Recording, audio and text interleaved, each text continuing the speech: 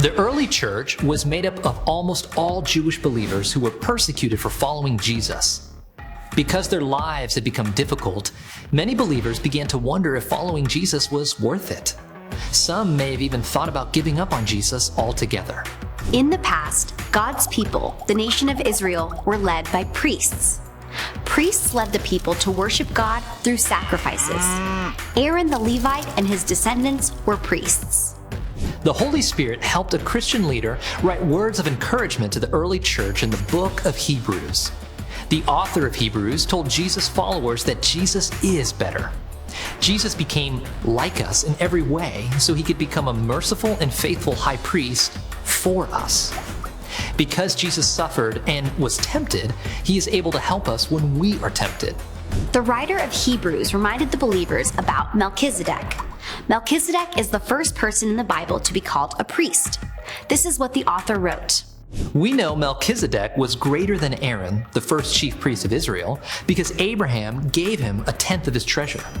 Melchizedek, the king of Salem and priest of the God Most High, reminds us of Jesus, the Son of God. Aaron and all the priests who came after him were men who died. Jesus is our priest who lives forever. The priesthood of Aaron and the Levites, who made sacrifices for the sins of the people, was not enough to save them forever. The law set up as priests men who were weak, limited by their sin and by death. Their work pointed forward to a greater priest, Jesus. Jesus fulfilled God's promise and became the perfect sacrifice. Now we have a perfect priest forever. Jesus is able to save completely those who come to God through him, since he will never die again. He always lives to intercede for them. Jesus is the priest we need.